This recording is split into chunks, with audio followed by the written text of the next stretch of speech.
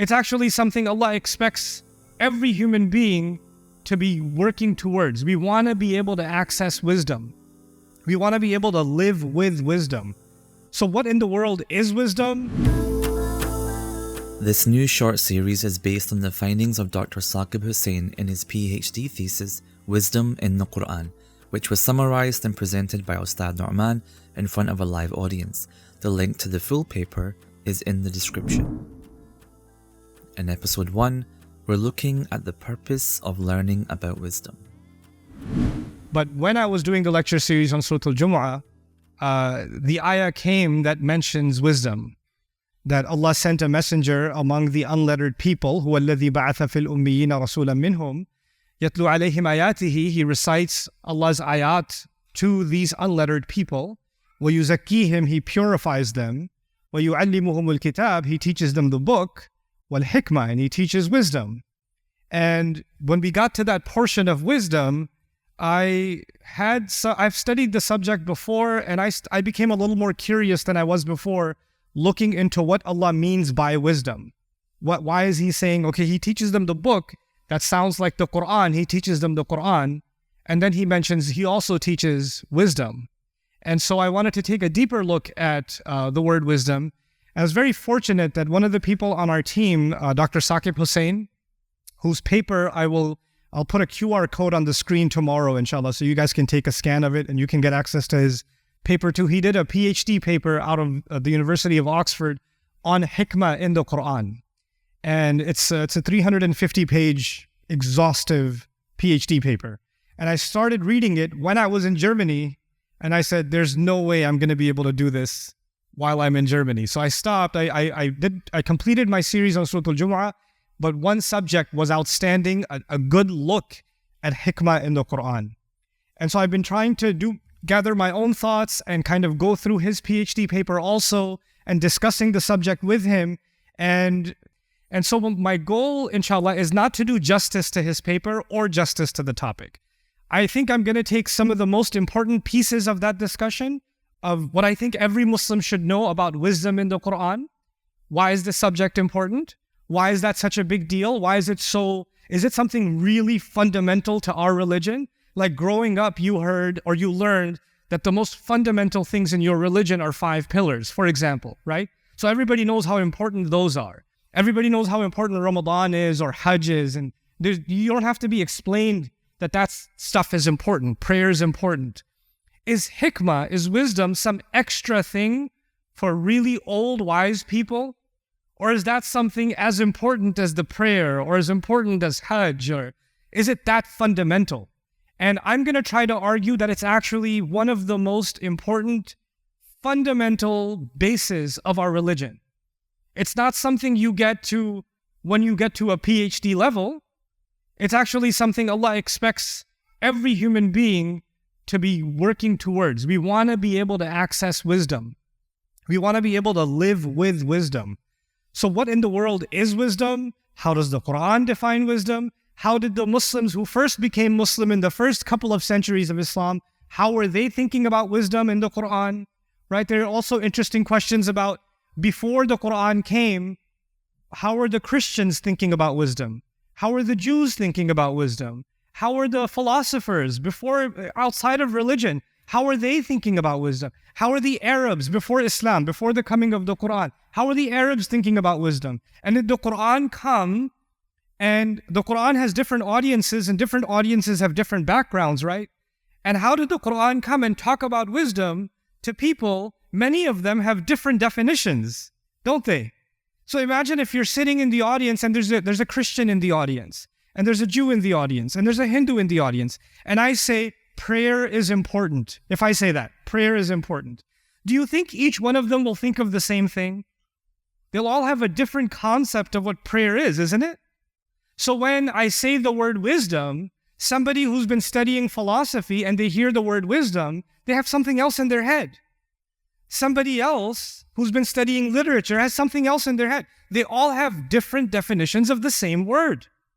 And the Quran is using a common word, even though people that were listening to the Quran, some of them were coming from pagan religions like the Mushrikun of Arabia. Some of them were Christian. Some of them were Jewish. Some of them were agnostic. Some of them were just philosophers. They were just poets. And Allah is talking to all of them. And by extension, Allah is talking to all of us, right? And He's using this common word, wisdom. So it's going to become an important thing for us to explore. So now I'm going to get into it. I'll give you a warning. Today is the boring day. Tomorrow is the exciting day. That's the plan. So my plan was to just have you survive the boring material today so that we can get to the juicy stuff tomorrow. And that way I convince you to show up again. That was, this could totally backfire. This could go so badly because then you'd be like, this was so boring. Oh my God, I can't do this again. Right, so this could go either way, but I'm willing to make that experiment happen. Okay, so let's begin with some introductory comments. I usually don't use PowerPoints and slides. I've started doing that more and more. I didn't do this for you, I did this for myself. So I just make sure I cover everything that I wanted to cover. So if you're going to try to take pictures of the slides that I show you and stuff, do it. You're never going to use it. I know you. It's not like, oh, let me look at the pictures I took of the screen and contemplate. You won't. You'll just go to TikTok and watch some cat play the piano or something. That's what you're going to do. So be real. Okay. So anyway, so let's begin. If you guys can show the screen, the first thing I want to show you is the mission given to the Prophet ﷺ was to call people to Allah, right? To call people to Allah's way. Simple enough. But how did Allah tell him that? Allah says to him, for example, "Ud'u ila sabili rabbika bil hikmah." Call to the way of your master with hikmah. And I'm going to use wisdom loosely.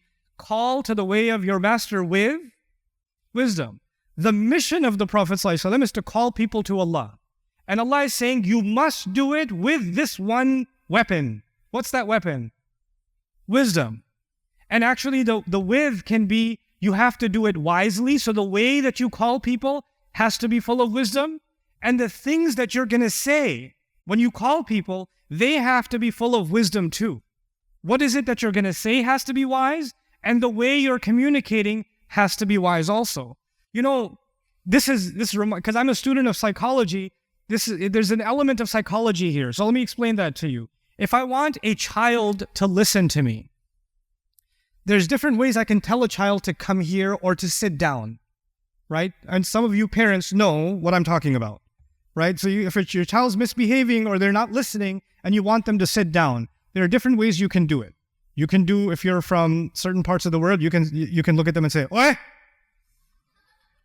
And that's enough, right? Or if you're a mom, you'll just say, "I'll tell your dad." That's enough. That's enough, indhar for him. That's enough reminder of the akhirah for him. He'll sit down, right? But you know what? If you, and the child listened to you, but what the child also now internalized is the only time I should listen is when there's a threat, right? So when there's no threat, then I have no need to what? I have no need to listen. Now, if I have some wisdom, I might say, how do I get this kid to sit down in a way that even when I'm not here and I don't want them to do this, they still won't do it in my absence? That is not just me instructing, that's me trying to communicate with some level of what? Wisdom. That's wisdom.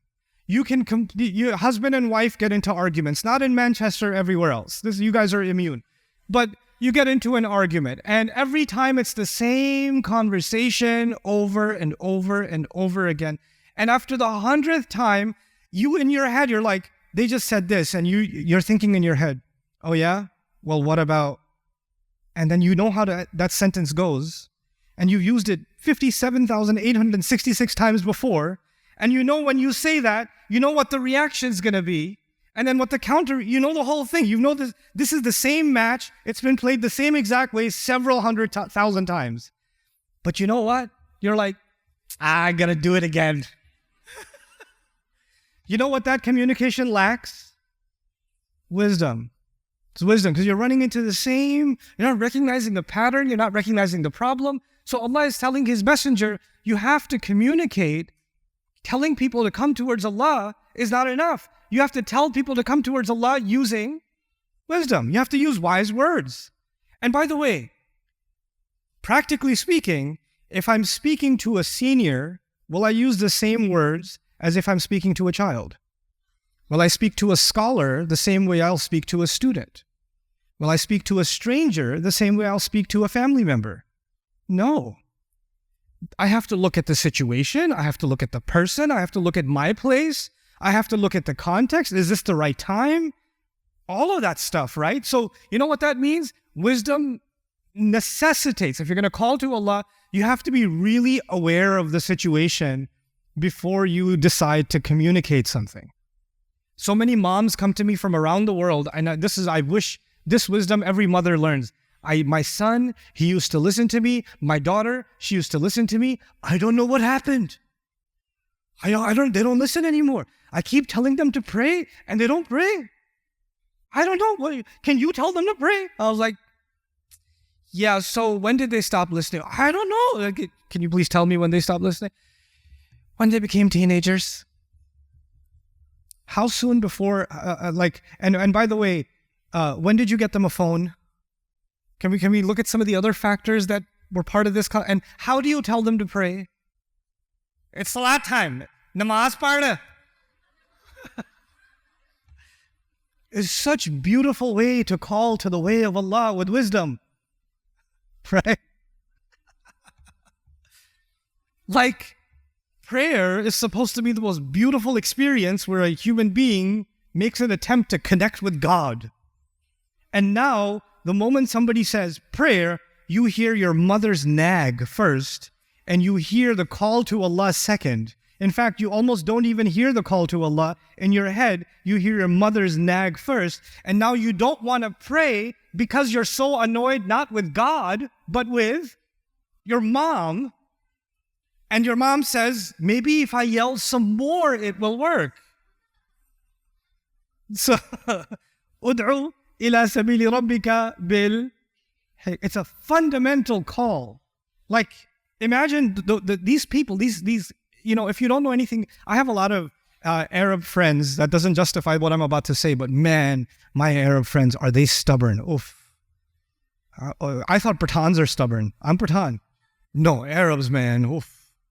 And changing Arabs from the way they were to what they became, right? To leave all of their culture, all of their practices, to go against their family, to go against their elders, and to change the way that they did. You can't just tell them to change and they're going to change. They were called towards Allah using some special secret sauce. And according to this ayah, what is that secret sauce? Wisdom. It's almost as if I'm trying to tell you the world changed because da'wah was done through wisdom. The world is the way it is. We're Muslim today because the Prophet lived by that principle. Ud'u ila sabili rabbika bil hikmah. That hikmah. I'm just trying to give you a taste of why hikmah is important.